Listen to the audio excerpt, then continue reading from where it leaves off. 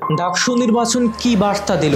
ফলাফলে বিস্ময়, অভিযোগ ও নতুন রাজনৈতিক সমীকরণের ইঙ্গিত।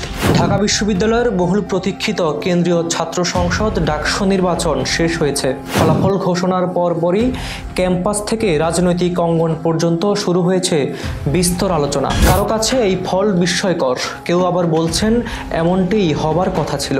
বিস্ময়ের সঙ্গে মিশ্র প্রতিক্রিয়া। নির্বাচনের ফলাফলে মিশ্র প্রতিক্রিয়া দেখা দিয়েছে। একাংশ হতবাক, কারণ প্রচলিত ধারণায় ছাত্রলীগের আধিপত্য টলানো কঠিন ছিল। অপরপক্ষ খুশি, কারণ তাদের মতে বুদ্ধির খেলায় প্রতিপক্ষ ধরাশায়ী হয়েছে। তবে ভোট নিয়ে সূক্ষ্ম কারচুপি ও প্রশাসনের নিরপেক্ষতা নিয়ে প্রশ্ন তুলেছেন অনেকে। ভোটের অস্বচ্ছতা ও বিতর্ক। সামাজিক যোগাযোগ মাধ্যমে এক নারী ভোটার লিখেছেন, তিনি বাকের মজুমদারকে ভোট দিয়েছেন, অথচ গণনায় তার প্রার্থী শূন্য ভোট পেয়েছেন। ফলে অনেকে প্রশ্ন তুলছেন, ভোট গণনায় কি ইভিএমের ছায়া কাজ করেছে? যদিও বিশ্ববিদ্যালয় প্রশাসন এই অভিযোগ নাকচ করেছে। এআই এর যুগে পুরনো কৌশল। 90 দশকের রাজনীতির কৌশল দিয়ে বর্তমান প্রজন্মকে প্রভাবিত করা সম্ভব নয়। কৃত্রিম বুদ্ধিমত্তার যুগে শিক্ষার্থীরা প্রতি মুহূর্তে মত বদলাচ্ছেন, আবেগ ও তর্ক বিতর্কে নিজেদের জড়িয়ে ফেলছেন।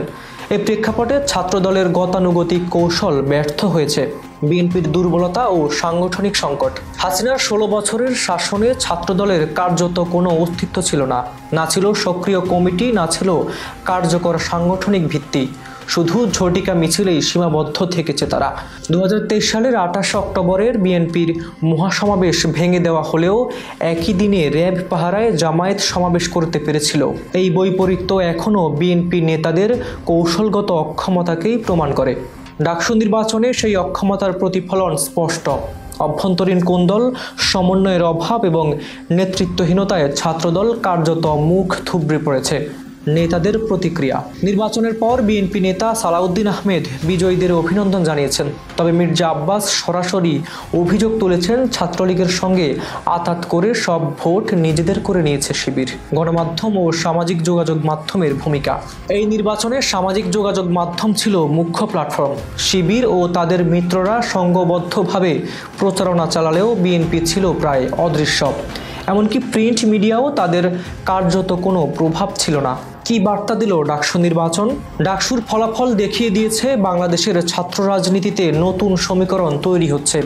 রাজাকার তত্ত্ব দিয়ে প্রতিপক্ষকে ছোট করার প্রচেষ্টা বুমেরাং হয়েছে।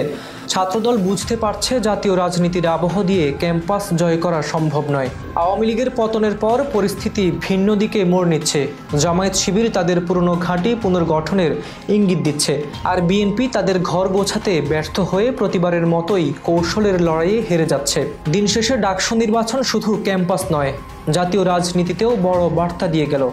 আগামী দিনে নতুন অ্যালায়েন্স, নতুন কৌশল আর নতুন ক্ষমতার লড়াইয়ের ইঙ্গিত নিয়ে। কাজল হায়দারের রিপোর্টে হাবিবুর রহমান নিশান, খবর সংযোগ।